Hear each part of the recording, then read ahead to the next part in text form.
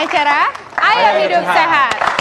Nah, Dr. Alin, kalau tadi kita udah ngobrol dengan Dr. Ari, seorang spesialis penyakit dalam dan konsultan bagian perut dan juga bagian pencernaan. Sekarang kita mau ngobrol mengenai soal pembedahan nih. Sini ada Dr. Nasser, seorang ahli bedah. Dr. Nasser, selamat siang. Selamat siang. Nah, ini banyak orang takut dibedah, Dok. Dokter pasti punya pengalaman nih, orang-orang yang harusnya dibedah tapi takut sekali dibedah. Mungkin dokter bisa kasih penjelasan kepada masyarakat mengenai hal ini. Iya, bagaimanapun usus buntu itu pengobatannya itu memang dibedah. Itu nggak mungkin ya, Dok, ya? Satu-satunya. Iya, kalau mau benar dibedah. Karena tadi kan udah terangkan itu ada kantong di situ menumpuk segala katakanlah sisa kotoran dan infeksi, dan masalahnya itu tidak bisa obat yang ditelan atau yang diminum tidak bisa sampai ke sana oleh pengaruh pembuluh darah yang sudah terbendung di situ. Itu dulu persoalannya. Itu alasannya makanya satu-satunya dengan pembedahan. Nah, nggak perlu khawatir dengan pembedahan itu karena ada beberapa cara sekarang ya. Konvensional kan disayat. Itu pun konvensional itu sayatnya kecil. Kecil, berapa senti sih kira-kira?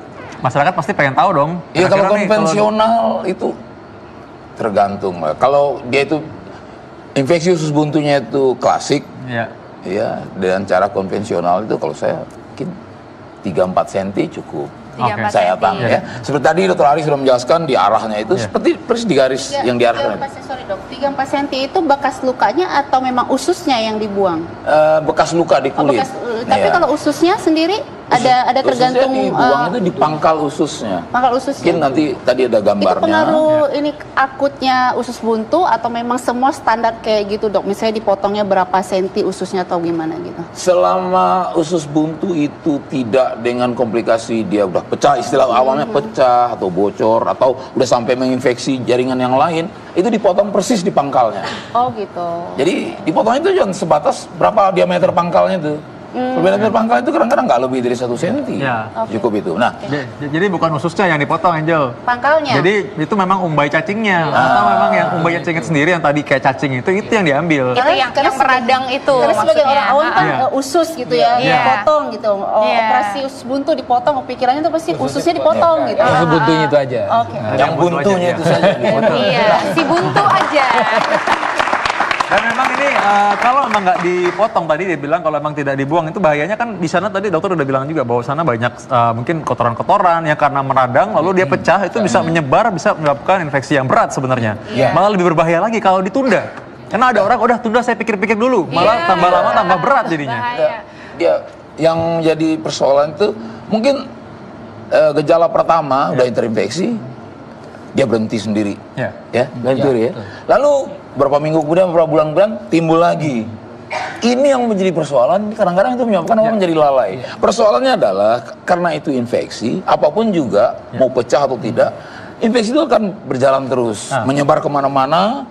Ya, kemudian kalau itu berlama-lama, kuman itu ada di mana-mana, pembuluh darah kita ngambil lagi tuh kuman, diserap semua bentuk apapun juga. Itu bentuk barang asing di situ, kuman itu. Ini persoalannya.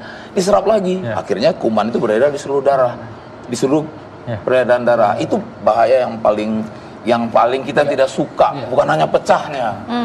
Nah, kembali ke Dr. Nasser, tadi nih mengenai Angel, karena Angel masih lumayan takut kayaknya kalau lihat-lihat. Coba Dr. Nasser, ini ada gambar yang dokter yang dilihat ini usus buntu itu ususnya kan di sini. Nah, usus buntunya di sini, Angel. Ini yang bisa diambil. Ini yang buntunya kayak ikutnya. Ini udah diperbesar.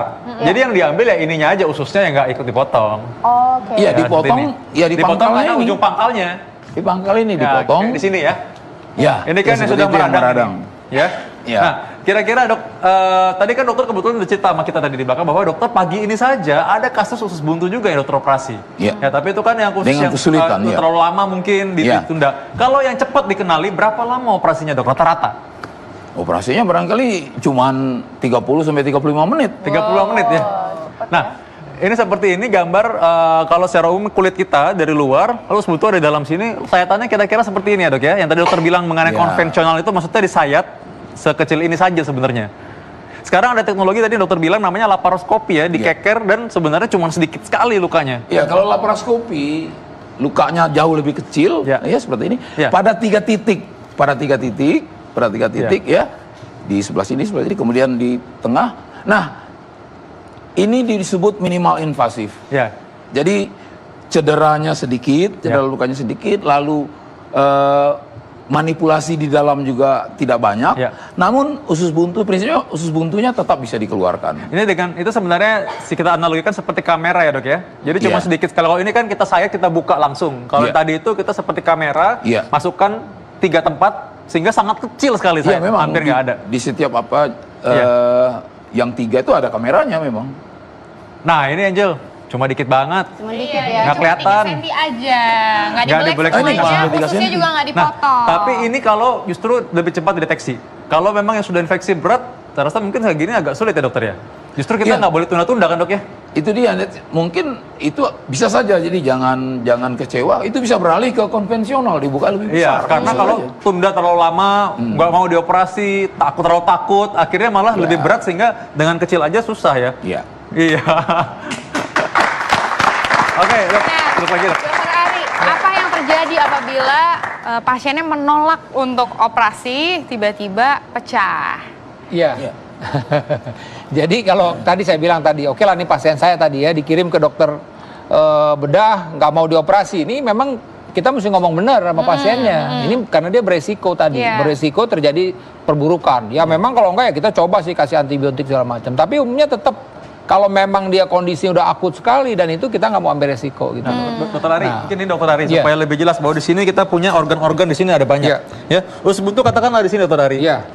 Kalau dia pecah maka ini bisa kena di seluruh tubuh dan bisa masuk ke pembuluh darah ya. Betul. Jadi yang tadi yang disebutkan oleh dokter Nasar tadi ya bahwa kalau dia tadi ini artinya ini pecah ya kan, justru yang jadi masalah itu adalah infeksinya. Infeksi tadi itu yang masuk ke pembuluh darah. Jadi pasien ini yang tadinya infeksi cuma di sini, sumbernya di sini, akhirnya menyebar seluruh darah. Ini kalau udah begitu udah infeksinya sudah berat.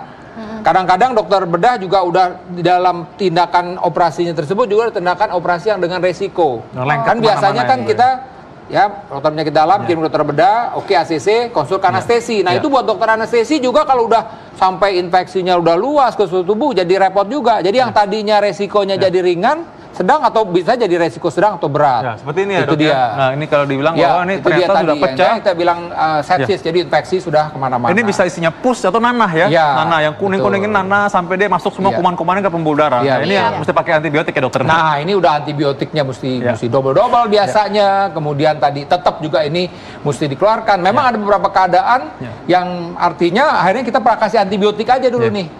Yang kalau misalnya infiltrat nanti mungkin dokter Nasar bisa sampaikan. Jadi memang pada kondisi tertentu ada juga kondisi di mana si usus buntunya itu memang nggak bisa dioperasi, mesti dikasih antibiotik dulu nih. Nanti kalau agak tenang baru diberikan. Tapi sekali lagi memang buat masyarakat pada saat nyeri perut kanan bawah dan bergerak juga susah, segera ke dokter. Karena segera dideteksi secara dini. Justru kalau ini karena ditunda-tunda terlalu lama, malah ini jadi akhirnya sayatannya nggak bisa kecil lagi, harus besar jadinya. Jadi ada satu pasien misalnya, dia nggak mau lah gitu. Lah ini selamat nih nggak ada apa-apa. Tapi dia udah bisa terjadi yang tadi disebutkan dokternya bisa kronik.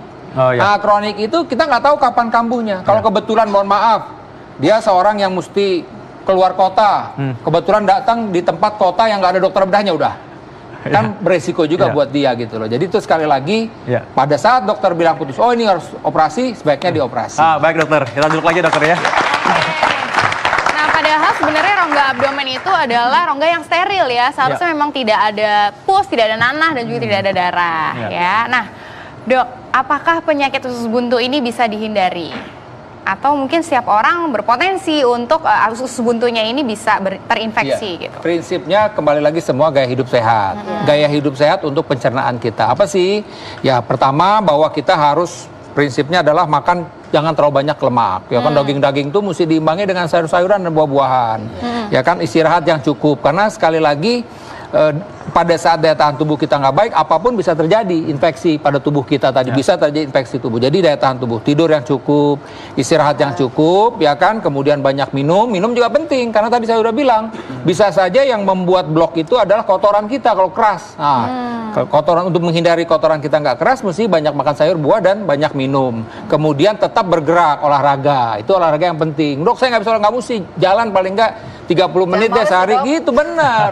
Jadi prinsipnya kesehatan pencernaan itu ya untuk semua lah sebenarnya, bukan untuk buntu saja. Pola hidup yang sehat, gaya hidup yang sehat. Sama juga mungkin buat pemirsa di rumah juga ya, ini edukasinya juga bahwa memang kita tuh nggak boleh menggampangkan penyakit yang sedikit. Kadang-kadang nanti dulu kayak gitu ya dok ya. Setuju banget. Kadang-kadang keterlambatan itu karena pasien itu menjadi dokter buat diri sendiri gitu loh, ya kan?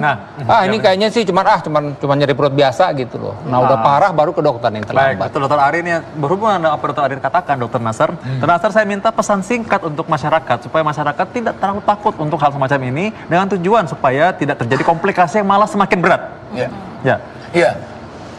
Singkatnya begini, kalau kita mengalami rasa sakit perut terutama kanan bawah, ada dua hal paling kurang. Ada dua hal paling kurang yang harus tidak dikerjakan. Yang pertama, melakukan manipulasi, mengurut. Itu menjadi kebiasaan kita biasanya. Itu sangat bahaya ya dok ya? Itu tidak dilakukan. Tidak, yang kedua itu adalah tidak makan dan tidak minum lagi. Itu sangat bermakna. Karena tadi dikatakan, apabila di usus itu terjadi volumenya diisi, apalagi kemudian salah satu diantaranya sulit buang air besar itu kan karena reaksi dari infeksi itu juga. Nah kalau itu diisi lagi, bayangkan seperti selang, udah ada retak di situ, diisi lagi ya, tinggal pecah. Jadi masyarakat bisa lebih cermat mengamati apa yang dia derita sendiri. Saya ulang sekali lagi itu. Tidak dilakukan manipulasi apapun juga. Kemudian tidak makan minum lagi, segera ke dokter. Tidak mesti dokter bedah, segera ke dokter saja. Terima kasih banyak Dokter Nasar, terima kasih banyak Dokter Ari. Dan tentunya masyarakat pastinya sudah cukup aware ya sekarang mengenai usus buntu, di mana saat ini usus buntu itu tentunya adalah hal yang berbahaya. Jadi once kita terkena usus buntu, nyeri perut di kanan bawah, berarti tentunya harus segera datang ke dokter. Jangan memanipulasi. Nah, sesaat lagi kita akan menyaksikan cara sehat ala Zulkifli Hasan, Ketua MPR RI periode 2014 hingga 2019. Sesaat lagi hanya di Ayo Hidup Sehat.